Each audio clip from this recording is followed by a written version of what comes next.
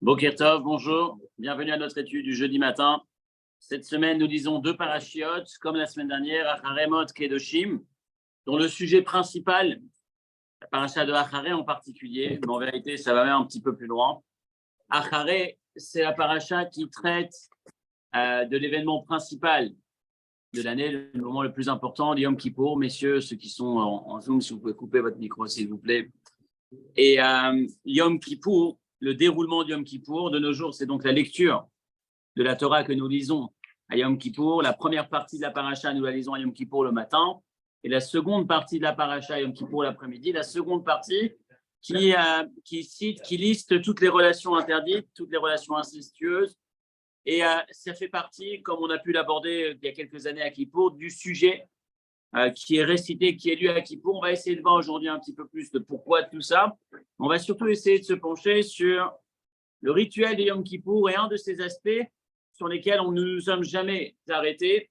Et on va essayer de voir cette année la portée particulièrement puissante de ce point de détail en apparence, mais qui, comme chaque semaine, se révèle être beaucoup plus qu'un détail, avec une portée tellement forte dans notre accompagnement au quotidien. Première référence, Vaïkra Tetzaïn, le début de la paracha de cette semaine, vous l'avez dans vos feuilles, messieurs, ceux qui veulent lire, suivre dans le texte.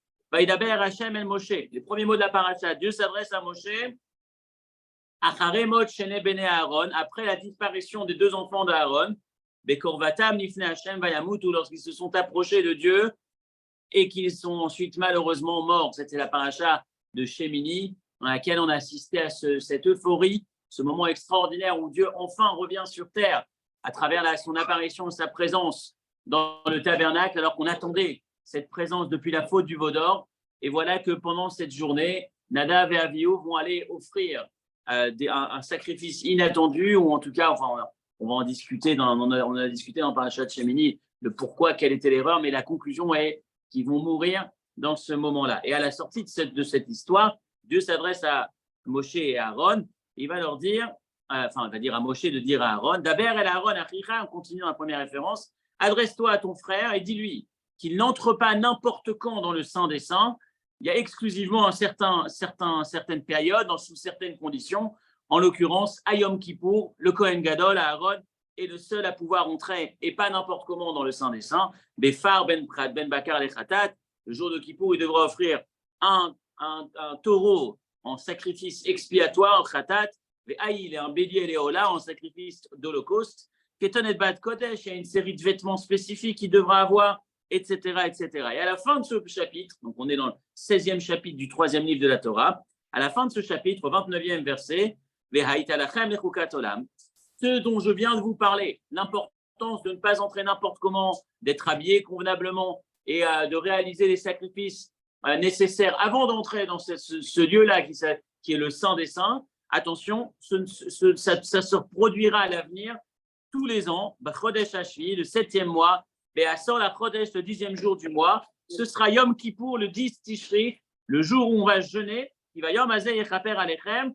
Et ce jour-là, Dieu vous pardonnera sur l'ensemble de vos fautes et vous serez devant Dieu purifiés. Donc, c'est toute l'introduction à la paracha qui, en fait, dans un premier temps, dit à Moshe de demander à Aaron de faire attention de ne pas entrer n'importe comment. Dans ce cadre-là, dans ce contexte-là, on n'est pas encore à Yom Kippour, mais à la fin du chapitre, Dieu va nous annoncer que finalement, ce processus dont il était question pendant ces 28 premiers versets, il est principalement applicable une fois par an par l'homme le plus important, dans le lieu le plus important, Yom Kippour, où on entre dans le Saint des Saints.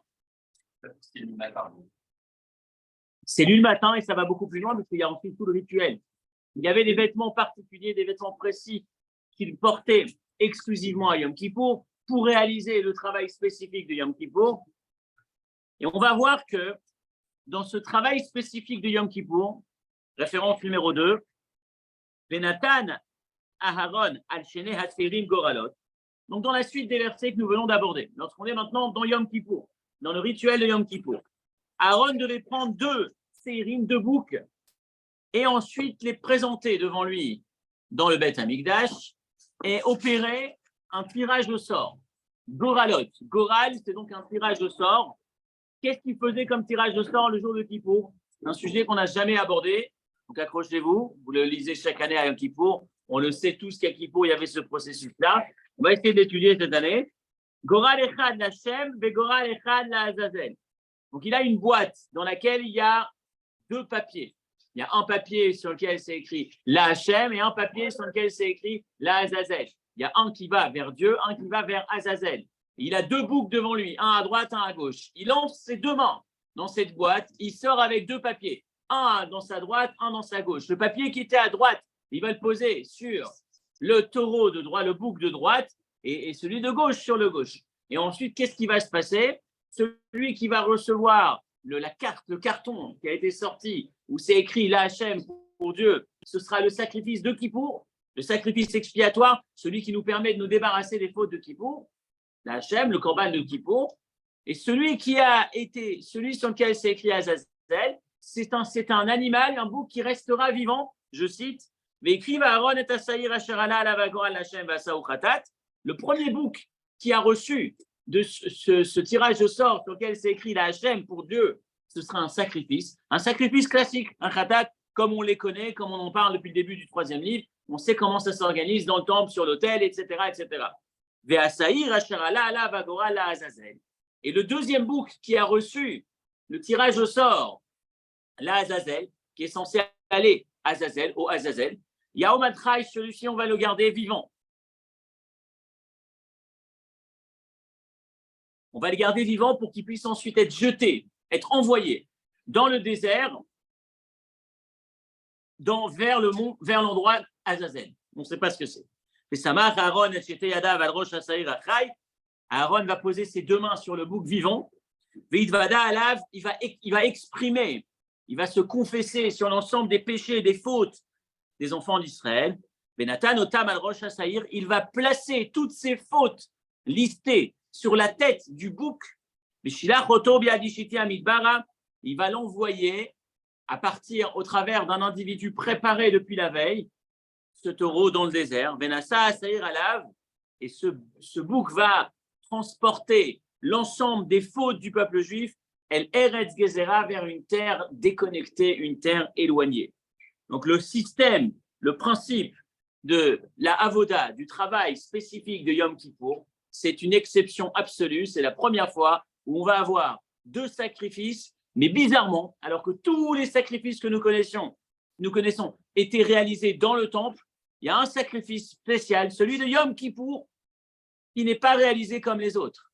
C'est celui qui va transporter l'ensemble des péchés et des fautes du peuple juif sur lui. Il va être envoyé vivant, alors qu'habituellement, un sacrifice, c'est égorgé, le sang est retiré et aspergé sur l'autel, avec toute la symbolique dont on a pu parler un petit peu dans le passé, l'image que cela représente, l'individu qui offre ce sacrifice, qui est devant la bête, qui est devant l'animal et qui imagine ce qui est en train de se passer et qui a ce travail, cette introspection, cette réflexion, cette prise de conscience. Je me suis éloigné et ça doit m'inspirer, retirer la vitalité de la mauvaise direction et prendre conscience que j'ai créé une destruction à travers la faute, etc., etc. Il y a tout un processus autour du sacrifice. Celui-ci, on ne l'a pas. Chez nous, dans le contexte dans lequel on parle, le deuxième, celui qui va être le bouc émissaire, le bouc envoyé, jeté au Azazel, celui-ci, il reste vivant. Il va être jeté vivant du haut de cette montagne. Et on se pose la question, depuis quand? Pardon? Non, pas du tout. Il est jeté, il est vivant et il finit sa course. Il finit sa course mort, effectivement. Mais dans un processus qui est inhabituel. Ce n'est pas un sacrifice qu'on connaît. C'est la première fois qu'on assiste à ce scénario. Mais c'est plus que ça, vous allez voir. Effectivement, c'est l'exception. Mais c'est l'autre exception, mais ce n'est pas le même processus. Parce que là-bas, dans le cadre de la génisse énuquée, c'est un processus spécifique lorsqu'on n'a pas retrouvé l'assassin du mort pour une personne, et c'est spécifique, c'est un cas d'exception. Alors que là, c'est le rituel classique de Kippour pour tout le monde. Premièrement, j'ai deux sacrifices. Un sacrifice pour effacer les fautes et un sacrifice pour envoyer les fautes. Quelle est la différence entre les deux? Je ne sais pas, je lis. Le premier, il va sur le misbéar, pourquoi faire? Pour effacer les fautes. les chaper alechem, pour vous pardonner. Les chaper alechem, pour vous pardonner. Le deuxième, pour envoyer mes fautes au bout du monde. Le premier, il ne suffisait pas. Deuxièmement, depuis quand on a un sacrifice réglementaire, je dirais, officiel, pour effacer les fautes, qui se passe à l'extérieur du temple. Et troisièmement, c'est qui cette destination? C'est qui ce Dieu, passez-moi l'expression, vers lequel on se tourne pour nous demander pardon, Azazel. On est en train de s'adresser, une forme fine d'idolâtrie en fait. À Kippour, le moment le plus élevé de l'année, l'individu le plus élevé, dans l'espace le plus élevé, on prépare un processus dans lequel un sacrifice va aller vers Dieu, classique, celui qu'on connaît. Et il y a un autre sacrifice qui va aller vers une idole, une forme d'idole, Azazel. On ne sait pas c'est qui Azazel, mais on va en parler tout de suite. On a l'impression qu'Azazel, c'est peut-être que ça voudrait dire qu'on considérerait une autre force, les forces du mal ou de l'impureté, et on irait s'adresser à eux à Kippour pour qu'ils effacent nos fautes. Quel est le sens de cette deuxième partie? La Gemara, Shvuot, bet, dans le traité Shvuot, regardez. La Gemara va nous dire que le bouc émissaire envoyé, le bouc envoyé au Azazel, c'était celui qui pardonnait les fautes les plus importantes qui puissent exister. Et c'est donc le lien entre cette deuxième lecture qu'on fait à Kippour l'après-midi, qui parle des relations interdites, des relations incestueuses, etc., toutes ces relations-là, qui font partie des fautes les plus importantes, dans le sens où elles laissent une trace les plus importantes. Et elles connectent l'individu à la faute de manière la plus importante, en l'attirant et en le connectant à l'avenir, en ayant envie de le refaire. La Gemara nous dit, Seir Amishtaler, le bouc qui était envoyé au Azazel, Mechaper al-Kol Averot Sheba Torah, il effaçait toutes les fautes de la Torah, Kalot Kachamurot, les petites comme les importantes, Zdonot ou Shgagot, les fautes volontaires, intentionnelles ou involontaires, Hoda, Velo, Hoda, consciente ou inconsciente, Assez, Velo, Assez, positives et négatives, Kritot ou Mitot Bedin, même celles sur lesquelles on pouvait être passible de la peine de mort. Tana Deve Rabbi Ishmael, et Rabbi Ishmael va nous dire dans Yoma, dans un autre passage du Talmud, Azazel, qu'est-ce que c'est Azazel? L'expression Azazel, chez Mechaper al-Maaseh Uza ve Azael. C'est quoi Azazel? La première fois on voit le mot Azazel, c'est maintenant. Ça fait référence à deux noms qu'on connaît depuis la deuxième paracha de la Torah, enfin première paracha de la Torah, Uza et Azael. C'est qui Uza et Azael? Première paracha de la Torah, la Genèse, le monde vient d'être créé, Dieu a créé un monde et il commence à regretter à la fin de cette création parce que les êtres humains vont déraper et avoir un comportement totalement dépravé. Et qu'est-ce qu'il va faire? Il va dire, les anges vont dire à Dieu, écoute, laisse-nous descendre, nous on va être bien en bas. Et Dieu fait descendre les néphilim, les anges sur terre. Et la Gemara et la Torah, leur pasuk nous raconte que ces anges qui sont descendus sur terre, entre autres Uza et Azael, le pasuk raconte qu'ils ont eux aussi fauté avec des femmes sur terre. Donc les anges aussi se sont échoués, entre guillemets. Et donc Uza et Azael ont été renvoyés et ils vont rester ce symbole de la faute liée à la relation intime interdite. Uza et Azael. Et donc le Gemara va dire, Azazel, c'est ce bouc qui va nous permettre d'effacer les fautes les plus importantes liées aux relations interdites. Rashi à la Rayot Mechaper. Et la question est la suivante. C'est spécifique à Azazel, des relations interdites. C'est le lien, attention, ça va jusque, c'est le lien entre la deuxième partie de la lecture de Kippour, Kippour l'après-midi, on va parler des relations interdites, parce qu'à Kippour, il y avait effectivement un korban, une opération sacrifice spécifique qui nous permettait de nous débarrasser des fautes les plus importantes liées aux relations interdites, c'était le Azazel. Il y a toutes ces fautes, volontaires, involontaires, machin, jusqu'à Chayav Mita. Alors, dans Shvuot, il parle de toutes les fautes. Dans Yoma, il précise Azazel, Uza, Azael, Arayot, les relations interdites. Donc, en tout cas, les fautes les plus importantes, en particulier les relations interdites, sont liées au Azazel qui va justement nous permettre de nous en débarrasser. Et Azazel, c'est quoi les deux mots? C'est Uza, Azael. C'est la contraction de ces deux mots qui composent le mot Azazel. Uza, Azael. C'est deux anges qui sont descendus sur terre et qui ont commis des erreurs. Ça, je ne me rappelle pas quand ils sont tombés, peut-être. D'accord, c'est plus des anges, c'est des non, oui, mais ça reste des anges. Encore une fois, c'est des anges qui sont le symbole de toutes nos pulsions liées aux relations interdites. Voilà l'idée. Azazel, ce serait, Uza et Azael, c'est le symbole de la source de nos pulsions liées aux relations interdites. Et Azazel, ce serait ce sacrifice qu'on enverrait pour aller nous débarrasser, demander pardon ou effacer la trace de ces comportements. Et donc, j'ai posé 3 questions, pardon. On en parle un petit peu, je crois, oui, effectivement. En tout cas, leur mission au départ, c'était le point principal qu'on veut retirer d'ici, c'est que ce sont eux qui sont la cause, jusque de nos jours, de ces pulsions qu'on peut avoir. En tout cas, c'est le symbole de cela. Et la question qu'on se pose, je répète, en 3 temps, quelle est la différence entre le premier khatat et celui-là? Est-ce que le premier sacrifice n'est pas suffisant pour effacer les chaper alechem, pour vous pardonner? Depuis quand? Deuxième question, pourquoi est-ce que ça se passe à l'extérieur du temple? Et troisième question, c'est qui ce Azazel? On a l'impression, et vous allez voir que c'est plus qu'une impression, qu'on envoie un sacrifice à Uza Azael, à la source de ses pulsions, à ces forces d'impureté. On leur envoie à Kippour un sacrifice. C'est presque une forme d'idolâtrie. Qu'est-ce qui se cache derrière ce sacrifice, ce processus qu'on appelle Azazel? Et vous allez voir, on va le voir ensemble aujourd'hui, 2 messages, 2 passages, 2 leçons extraordinaires, l'une plus belle que l'autre. Et cette fois-ci, peut-être habituellement, il y en a une moins. La première est toujours un peu plus faible que la deuxième. Aujourd'hui, je pense que les 2 sont au même niveau, une puissance vraiment importante.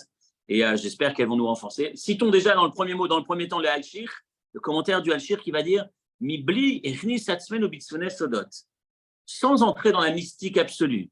Raouida Simlev, Maouinan Shnaseri Malalou. Comment est-ce qu'on peut avoir 2 boucs égaux et Dieu est exactement au même niveau que Azazel? Il y en a un qui va chez Dieu, tiré au sort, et un qui va chez Azazel. Comme si maintenant, on a une force équivalente à celle de Dieu qu'on va servir à Kippour. Comment? Le tirage au sort, ça veut dire qu'ils sont identiques et qu'il n'y a pas un qui est plutôt là et un qui est plutôt là. C'est Dieu qui choisit lequel va là, lequel va là. Ça veut dire qu'ils sont vraiment identiques. Servir Dieu ou servir Azazel. Alors, la notion de tirage au sort, je n'en parle pas aujourd'hui, ce n'est pas le sujet, mais on en a parlé à Pourim, dans certains cours du passé. On est en train de dire que c'est un choix très élevé, qui nous dépasse. On demande à Dieu presque de choisir lequel doit aller là. Et c'est ce qui renforce la problématique. Ça voudrait dire que c'est aussi important à égalité. On demande à Dieu, nous, on ne sait pas choisir. Il y a toi et Azazel au même niveau. Et c'est ce qui est difficile. Il pose la question, il dit, Lama yarshiven ou kolkar qui m'a kashnidaf ou lifne lokeolam. Azazel, c'est une plume qui s'envole toute seule au moindre souffle devant Dieu. Comment tu peux avoir au même niveau un truc à 2 balles et Dieu? Michaya va être saïr. Qui est-ce qui doit offrir un sacrifice à Azazel et même lui emmener dans le désert? Allez lui accompagner le sacrifice. De quoi est-ce qu'il s'agit? Ibn Ezra va nous dire, je vais te révéler un petit peu de ce secret, mais en allusion. Lorsque tu seras à 33, tu le connaîtras. Qu'est-ce que c'est que ce secret du 33? Il lui dit, alors ça peut être l'Akba Omer, mais non. Qu'est-ce que c'est que ce secret? Il dit, je vais te donner une allusion, j'ose pas trop en parler. C'est trop secret, à 33, tu le sauras. Et le Ramban va dire, et c'est un très joli texte du Ramban, Nachmanide va dire, Rabbi Avraham, le Ibn Ezra, Ruach Mechased Avar. Lui, c'est quelqu'un de mystique qui sait garder un secret. Vani Arachil, moi, je suis colporteur. Moi, je ne sais pas garder un secret. Tu me dis quelque chose, je le raconte. Et donc, je vais vous raconter. Mégalé Sodo. Je vais vous révéler son secret du 33. Qu'est-ce que c'est que ce 33? Si tu comptes 33 versets depuis le commandement d'offrir le Azazel, tu comptes 33 versets, tu arrives au verset qui dit le peuple juif n'ira pas sacrifier d'offrir le sacrifice aux Shedim, aux forces de l'impureté, Seirim, aux forces du mal, aux forces de l'impureté. Alors tu comprends que le sacrifice de Azazel, il est lié à Seirim, à ces forces du mal. Quel rapport a qui pour offrir un sacrifice aux forces de l'impureté? Il met fourrage. 33e verset, non, à partir de Azazel. Quand tu comptes à partir du sujet d'Azazel, 33 versets, tu arrives au verset dans lequel il est dit le peuple juif n'ira pas offrir ses sacrifices aux Seirim, dans le sens ici, c'est la traduction, c'est les forces de l'impureté. Et le Pirkei de Rabbi Eliezer explique les Fichach hayunotnim shochad les Samael beyom kippurim shelo levatel et korbanam et la leaskim ou lamed alenu zchut badim. C'est choquant, mais accrochez-vous. Première explication technique, je dirais. c'est qu'à Kippour, on envoie un sacrifice, on envoie un petit cadeau à Samaël. Samaël, ici, ça fait référence, ça met même le côté négatif, le Satan ou les forces du mal, d'une certaine manière. On va offrir un sacrifice pour le calmer, l'amadouer, pour qu'il n'intervienne pas pour intercepter, bloquer notre sacrifice qu'on offre à Dieu pour nous faire pardonner. C'est hors du commun, ce texte. C'est assez délirant. Mais l'idée, ce serait de dire, si je vais demander à Dieu pardon, c'est une chose. Avec un bon avocat, c'est une chose. Mais si j'arrive à prendre le procureur et le transformer en avocat pour ma cause, j'ai toutes les chances, c'est fini, l'affaire est pliée. Donc l'idée, ce serait, on offre un sacrifice à Dieu et on offre un sacrifice à Azazel, de manière à ce que Azazel, ou ce qui est représenté par Azazel, fasse en sorte que Akadosh Baruch Hu accepte notre sacrifice et que nos fautes soient effacées. C'est complètement dingue comme sujet. On va essayer de le pousser. Pardon ? Il n'y a jamais d'avocat. C'est toujours bien mal. Non, l'avocat, c'est Kippour. Kippour, c'est l'avocat. Non, Il y a des anges qui sont défenseurs. oui, on l'a à Kippour. À Kippour, le Kohen Gadol retirait ses vêtements en or. Écoute, à Kippour. Il n'y a jamais dans un système de jugement avec un avocat. Écoute, à Kippour, l'expression qui est citée, le Kohen Gadol n'entrait jamais avec ses vêtements en or parce que l'or rappelle le veau d'or et on ne peut pas avoir le procureur qui devienne l'avocat. Et comme à Kippour, on est là pour faire. Il n'y a pas, dans notre système, il n'y a pas d'avocat. Je ne sais pas dans quel sens tu entends ça. Voilà, il y a des anges malfaisants. Si tu parles sur terre juridique sur terre, si tu parles de juridique sur terre, il y a aussi le principe d'avocat, qui est moins connu, mais qui existe. C'est plus moderne aujourd'hui. C'est qu'aujourd'hui, il y a ce qu'on va appeler encore une fois, on s'éloigne un peu du sujet, mais pour parler d'avocat, c'est pas le mot utilisé, c'est pas avocat, c'est Tohen Rabbani. Tohen Rabbani, Jeff, ça veut dire c'est un avocat, c'est quelqu'un qui maîtrise la Torah et qui va voir le Rabbanim, dans le sens juridique, et qui va t'accompagner pour défendre tes droits, mais à partir du droit de la Torah. Maintenant, je pense, a priori, qu'il y a cette notion. C'est sûr que dans la Torah, l'objectif est plus de rechercher l'authentique que de simplement défendre ou protéger. Ceci dit, je pense que peut-être qu'on peut dire que l'avocat, à la base, était intégré à la cour, puisque dans la cour, dans la juridiction, à la base, on était obligé d'avoir une voie qui allait vers la défense. On ne pouvait pas avoir une cour qui soit totalement contre, etc., etc. Donc peut-être, mais je referme la parenthèse, on vient ici. Qu'est-ce que ça représente, oui? Oui, ça me ça. C'est un pot de vin, si on le suit. Alors, si on le prend à ce stade, rassurez-vous, le cours continue. Mais à ce stade, et ça reste difficile. À ce stade, on offre un sacrifice pour acheter ou pour amadouer pour que notre procureur devienne notre avocat. Ou en tout cas, qu'il n'empêche pas dans les mots, si je cite pour être plus précis, Ayonotnim Shochad, les Samaël, Beyom Akipurim, le mot est utilisé. Un pot de vin qu'on donne à Kippour au Samaël, chez l'Olevatel et Korbanam, pour ne pas qu'il stoppe notre sacrifice, et là, les Askim, pour qu'il accepte, ou les Lamed, allez nous route badin et qu'il nous défende au jugement. Donc oui, c'est ça. Bon, bien évidemment, ça nous pose problème. On voudrait comprendre qui a besoin de Azazel, de Samaël. Est-ce qu'on a besoin de considérer devant Dieu les forces de l'impureté? On sait que n'ont pas de véritable importance. Qu'est-ce que ça représente, cette histoire de sacrifice qu'on a? Alors, on met ça en pause et on va vers deux réponses. La première s'éloigne un peu de celle-là et la deuxième revient encore plus près, mais dans une dimension tellement plus riche. Première explication qu'on va voir, c'est que à Yom Kippour, il y a deux actions qu'on va mener. Il y a première expression, c'est les raper alechem. Le premier sacrifice de Kippour est là pour effacer, pardonner l'individu,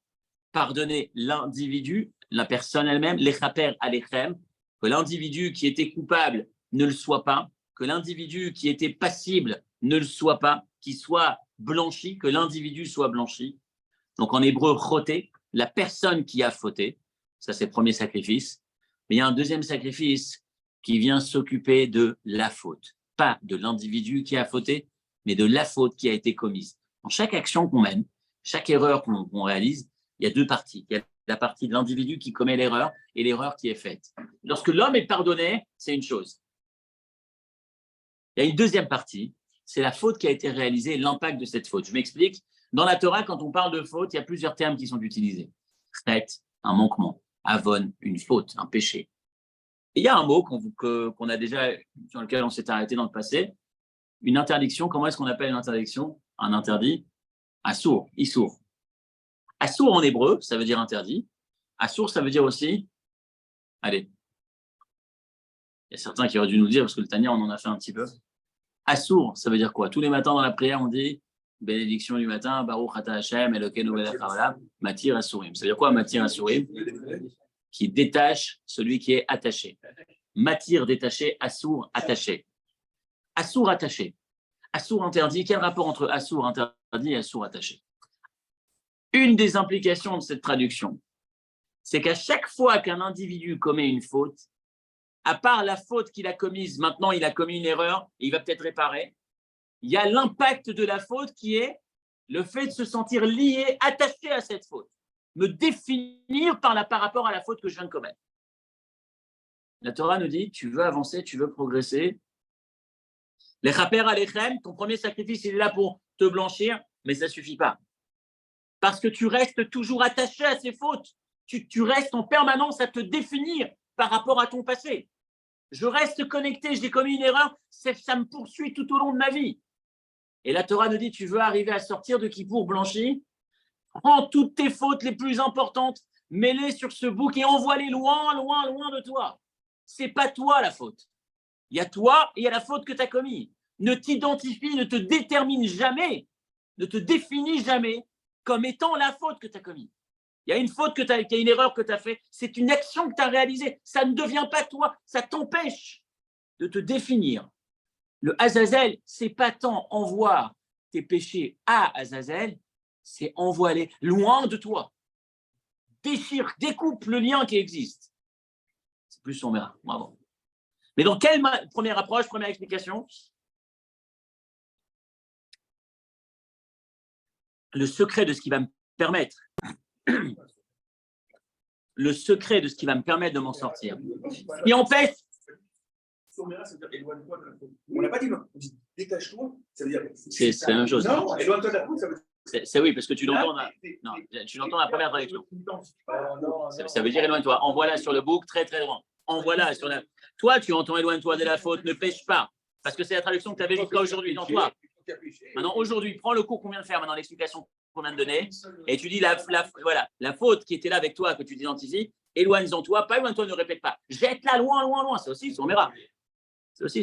C'est pas la traduction que tu avais spontanément avant, mais ça fait partie aussi de éloigne-toi, mets-la très loin.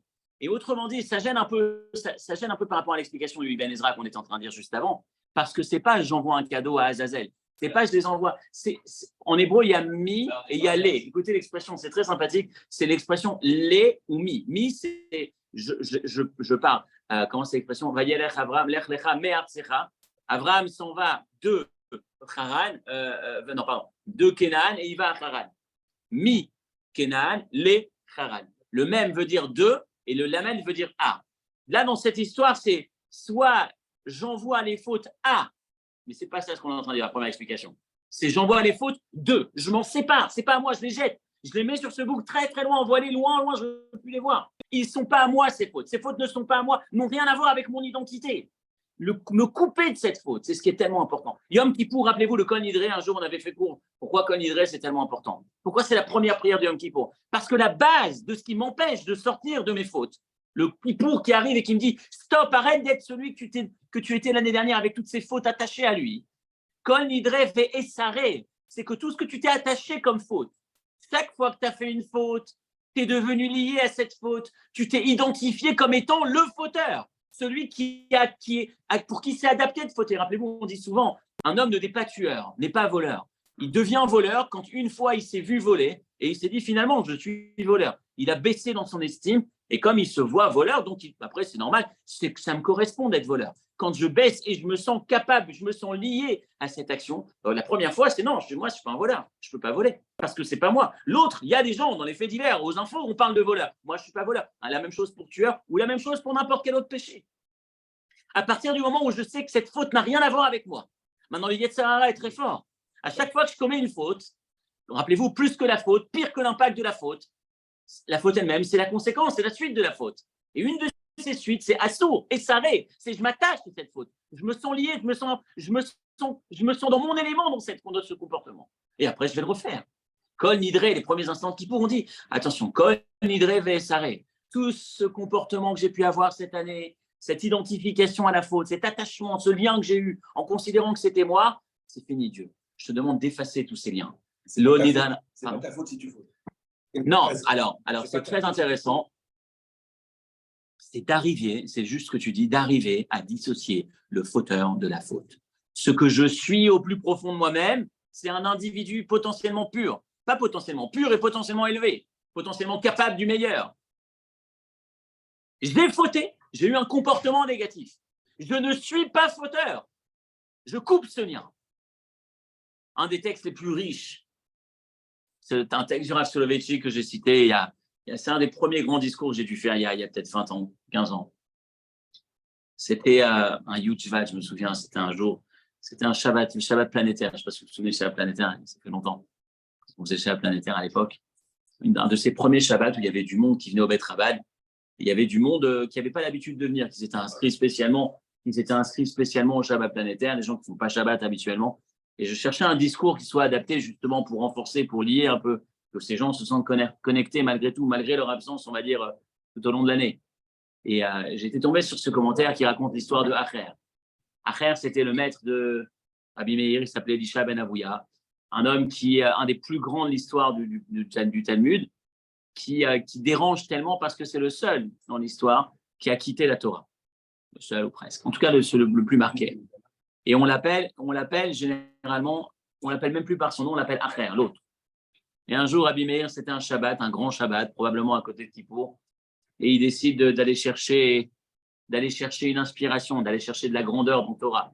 Et il sait que la grandeur, on la trouve chez son maître, même s'il est maintenant malheureusement plus dans le chemin de la Torah, mais il en connaît tellement que c'est chez lui qu'il doit aller. Il va le voir, et puis il le prend avec lui, et pour bien marquer son territoire, Acher monte sur son cheval Shabbat, chose qui est interdite. Et Acher est sur son cheval, il parle, il sort des enseignements de Torah. Rabbi Meir est derrière lui et écoute ses enseignements. Il boit ses paroles. Et Rabbi Meir va lui dire, Acher va dire à un moment donné à Rabbi Meir, Chazor Bach, Acher qui était sur son cheval, il lui dit, retourne, stop, on vient de dépasser la limite, nous arrivons à la limite permis pour un homme de marcher à Shabbat. Shabbat, il y a une limite, on peut pas marcher autant qu'on le veut. On vient de passer le trou, mais il va falloir que tu reviennes en arrière. C'est Acher qui est plus religieux, qui dit à son élève, le religieux, toi qui es religieux, il faut que tu repartes. Moi, je peux y aller, mais toi, tu dois revenir chez toi.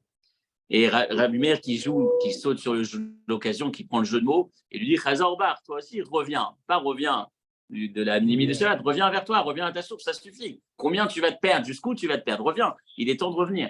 Et Acher qui lui répond, j'aurais bien voulu revenir. Il lui dit pas ça comme ça, mais il lui dit, c'est trop tard pour moi, c'est perdu. J'ai entendu une voix. Un jour, je me baladais à côté du mont du Temple, sur le Temple à côté, et j'ai entendu une voix qui disait « Shuvu banim shovavim » les enfants éloignés, les enfants voyous, les enfants perdus, revenez à la maison. Chutz me Acher, sauf Acher.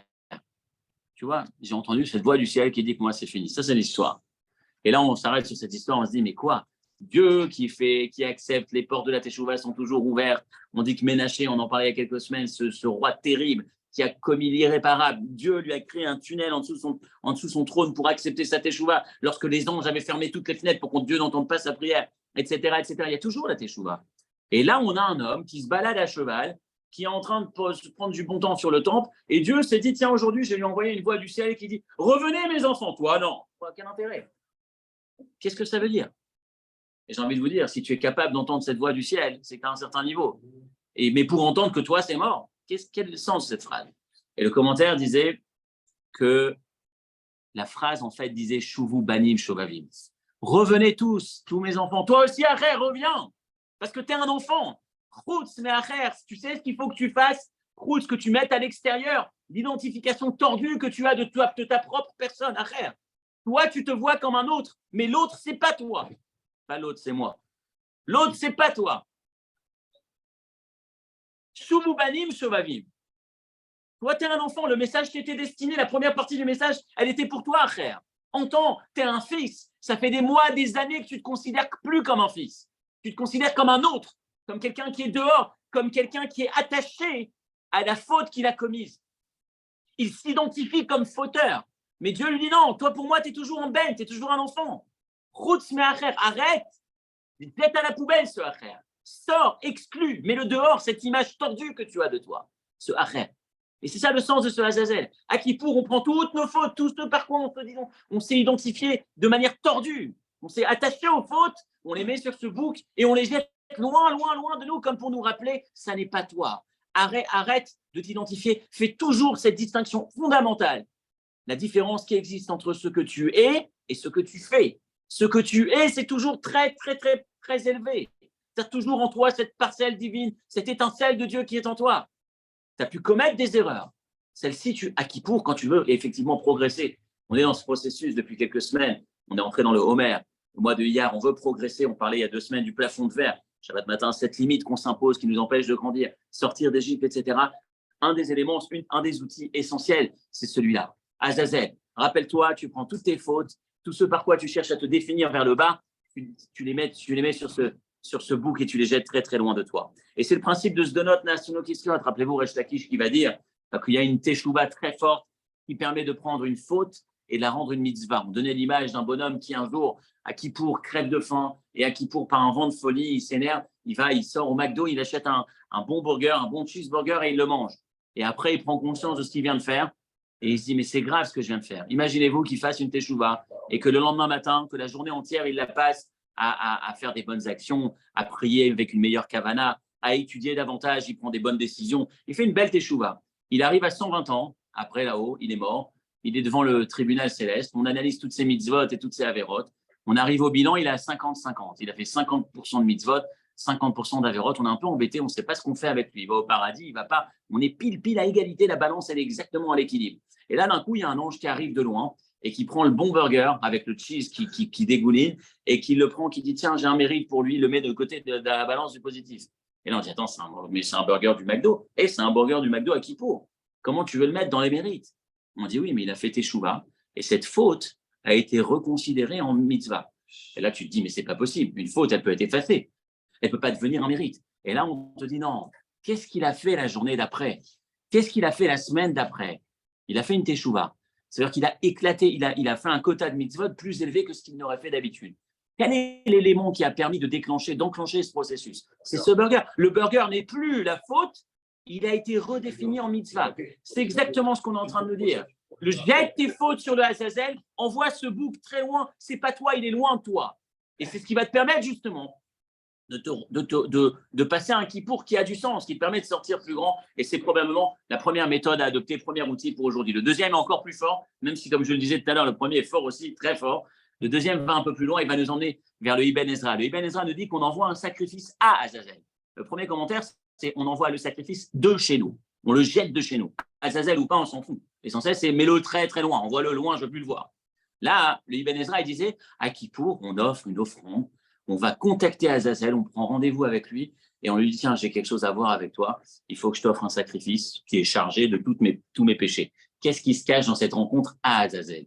Deuxième explication, qui est très très forte aussi, c'est de se dire qu'à Kippour, alors vous avez, juste avant, vous avez dans les mots référence numéro 3, vous pouvez relire ce qu'on s'est dit dans la première explication, on n'a pas beaucoup de temps donc je ne vais pas le lire, la distinction qui existe entre le premier sacrifice qui efface ma personne, qui blanchit ma personne, et le deuxième sacrifice qui s'occupe des fautes et qui me permet justement de déconnecter la faute de l'individu. Deuxième explication est la suivante.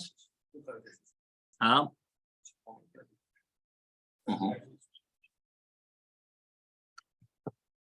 Je suis désolé, dans l'ordre, j'étais vite tout à l'heure, je voudrais citer un mot du Maharal avant la deuxième explication, un mot très fort aussi. L'expression du Maharal. Un juif a une âme pure et profonde. Voilà ce qu'est l'individu. Achet Israël, quand un homme faute, c'est pas ce que je suis, ça ne me définit pas. C'est l'autre, le Satan, qui vient et qui me fait tomber. La Torah me demande de placer toutes ces fautes sur le deuxième bouc et l'envoyer dans le désert loin, qui redeviennent, qui prennent conscience de qui il est, qui fassent cette distinction entre les deux. On arrive maintenant à la deuxième partie, donc je vous disais, deuxième explication, on a cette rencontre. Le Hors Torah, référence numéro 4, je lis. À Saïr Hacheni, offert à Katégor et Sanégor. On a dit qu'on offrait un shochad, un pot de vin à Azazel. On va voir le Yetzer Hara et on lui dit tiens, je t'offre un cadeau. Qu'est-ce que c'est que ce cadeau qu'on veut faire? Le Le Midrash nous dit quand Dieu a créé le monde, il y a des fois où il disait, il a vu que c'était bon et il a vu que c'était très bon. Tov ou Tov Meod. Pas Tov. Tov et Tov Meod, oui. Et la division. Il dit quand Dieu a créé et qu'il a vu le bien, c'était Yetzer Tov, le bon penchant. Quand il a vu le très bien, c'est quand il a créé le mauvais penchant. Le mauvais penchant, c'est très bien. Il dit oui, il y a quelque chose de plus. Écoutez bien. Quand tu veux un petit changement, quand tu cherches une petite amélioration, une victoire, une réussite t'emmène vers une petite amélioration. Si tu cherches une grande amélioration, une grande transformation, une métamorphose, grandir beaucoup d'un coup, ça, c'est l'échec qui peut t'y emmener. Je répète, on a tendance à penser que c'est les réussites qui font. Une petite réussite te permet d'atteindre effectivement une petite amélioration. Comme j'ai réussi, je vais continuer à progresser progressivement. Une grande claque, plus qu'une grande claque, un grand échec. Un grand échec. Le claque, ça peut être la claque que tu as pris de quelqu'un. Alors que là, je parle dans l'erreur, on est dans la faute, dans le comportement. Un kishalon, un échec, c'est-à-dire que je me suis planté, j'ai la possibilité d'aller le rechercher. Rappelez-vous ce qu'on disait à Rosh Hashanah, on jette les fautes à l'eau. À Sukkot, on va chercher l'eau. Il y a une deuxième partie, on va voir Azazel, on va rencontrer nos fautes. Et on va leur dire, on n'a pas peur. On va rechercher quelque part. On va rechercher ces fautes, on va les redéfinir, comme l'histoire du burger que je racontais juste avant. Je vais récupérer mes fautes. À Kippour, je ne dis pas simplement je jette mes fautes, mais je vais même être capable de les rencontrer et d'aller les récupérer pour les redéfinir. Je n'ai pas peur de ces moments de difficulté. Je n'ai pas peur de ces moments de faiblesse. J'ai raconté l'histoire du burger dans la première partie, mais en vrai, c'est plus dans la deuxième partie. La première partie, c'est juste, c'est pas moi, c'est loin de moi. La deuxième partie, c'est pas seulement loin de moi, je vais les récupérer, je vais les redéfinir. Comme l'image de ce burger à Kippour. Prendre conscience, à Kippour, il y a deux sacrifices. Il y a un où effectivement, je cherche à réparer le passé. Et il y a ce deuxième que j'envoie à Azazel. Je prends rendez-vous avec Azazel. Je prends rendez-vous avec mon passé difficile, mon passé d'échec, mon passé composé de plein de grandes fautes. Des fautes de l'adultère, des fautes de relations interdites, etc.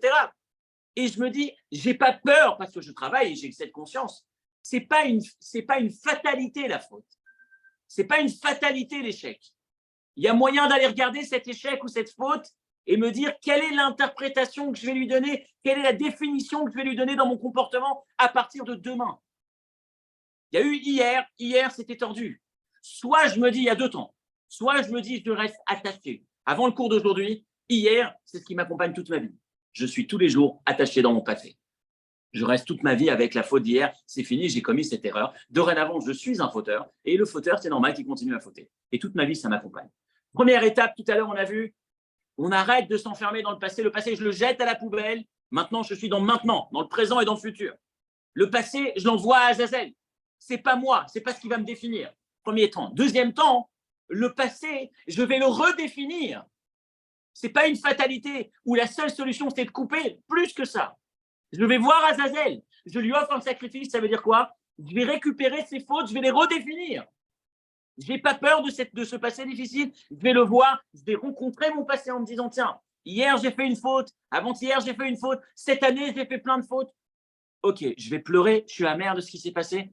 La seule chose qui compte, c'est et maintenant, est-ce que je suis capable de me dire que parce qu'hier j'ai eu ce gâchis, parce qu'hier j'ai perdu ce temps, je vais le rattraper. Et si j'arrive à le rattraper, je récupère le passé, je le redéfinis. Il n'est plus burger négatif, il est tremplin vers plein de mitzvot. Exactement. Et c'est ça le sens de ce Azazel. Qui pour 2 leçons. Azazel, oublie, déconnecte-toi, ne te laisse pas attacher et dépendant de cette faute tout au long de ta vie. Et sois capable de prendre conscience, deuxième temps, qu'avec une réussite, tu progresses un peu. Avec un échec, tu as la possibilité de faire un tremplin beaucoup plus grand qu'avec des réussites. Donc, quand on est face à un échec ou une difficulté ou une faute, je peux me dire que c'est peut-être l'opportunité qui se présente pour arriver véritablement à sauter bien plus haut que les progressions régulières, raisonnables que j'aurais pu faire s'il n'y avait pas eu cet échec. Et je voudrais reprendre cette histoire et je termine là-dessus, une belle histoire qu'on a racontée dans le passé d'un homme qui était en rendez-vous en shidur, en rendez-vous en vue d'un mariage avec une jeune fille et que pendant ce rendez-vous, il se trouve que la jeune fille, il demande à la jeune fille quelques minutes pour aller faire mincha parce qu'il voit que la nuit arrive, il est en Israël, il sort de son rendez-vous il va faire son mincha rapidement, peut-être pour pas gêner. Il retrouve la fille et la fille a vu à la vitesse à laquelle il a prié. On lui avait présenté un garçon qui était censé être pénétré de crainte de Dieu, quelqu'un de profond, plein de kavana, et là, il a vu que c'était pas du tout ça. Et donc, gentiment, sans vouloir offenser, elle va dire à la personne qui, quand elle fait un retour à la personne qui les a présentés, elle va dire non, c'est un gentil garçon, c'est un bon garçon, mais il ne correspond pas à mes attentes. Et va couper, elle va rompre le shidour, la rencontre. Et puis ensuite, le garçon va être contacté par la personne qui mettait en relation, et la personne va lui dire voilà, écoute, elle a dit plein de qualités, mais bon, elle a souhaité arrêter parce que finalement, ce n'est pas exactement les critères qu'elle recherchait. Elle peut comprendre le mincha, mais ce n'était pas ce qu'elle voulait. Et puis lui, première seconde, il est très, très blessé. Et puis la deuxième partie, il se dit attends, une seconde, elle vient de me dire quelque chose. C'est peut-être pas bien de prier comme ça, on peut mieux faire. Jeune homme, il décide de faire une collecte, une levée de fonds. Il va construire une synagogue, une des plus grandes synagogues de Borough Park, dans laquelle il va créer un élément, une salle dans laquelle on trouve 24 sur 24 du thé, du café, des biscuits, du bon thé, plein de thé, pour que n'importe quelle personne qui souhaite prier puisse le faire confortablement, détendu, en ayant bu quelque chose avant, en ayant mangé quelque chose avant et en améliorant la kavanah, en priant de meilleure qualité. Et comme ça, c'est une choule qui s'appelle Shomrei Shabbat, très connue, encore une fois, à Yerushalayim, en Israël, à Nebrak, je crois que c'est, à Borough Park, parce qu'il y en a même en Israël. À Borough Park, c'est Hitchkovitz à Nebrak. C'est le même modèle. Et le jour de la disparition de cette femme, des décennies après, il va demander à ce que la famille, que le cercueil, avant de partir, avant d'être enterré, s'arrête devant cette synagogue. La famille ne connaissait pas l'histoire. Et quand le cercueil arrive devant la synagogue, il prend la parole, l'homme, il dit il y a quelques décennies en arrière, voilà l'histoire qui s'est passée entre cette fille, cette femme et moi. Et en sortant de cette remarque, je me suis dit qu'elle avait raison, qu'elle avait touché le vrai et qu'il fallait que je revoie mon modèle de prière. Et je me suis dit que tant qu'à faire, je ne vais pas simplement bosser pour moi, mais je vais essayer d'améliorer les prières des gens. Et toutes ces milliers, millions de prières qui ont été faites avec plus de kavanah dans cette synagogue pendant ces décennies, c'est 100% son mérite. Et c'est un peu ce message. J'ai commis une erreur, il y a deux manières. Soit je reste arrêté, choqué, enfermé dans ce passé, incapable de dépasser, soit je me dis, tiens, il y a peut-être une opportunité pour moi d'entendre, effectivement, de prendre la mesure et de me dire, je ne m'arrête pas à cet échec, je le transforme en un tremplin extraordinaire qui va me permettre d'aller beaucoup plus haut. Shabbat Shalom et à la semaine prochaine, si Dieu le veut. Shabbat Shalom.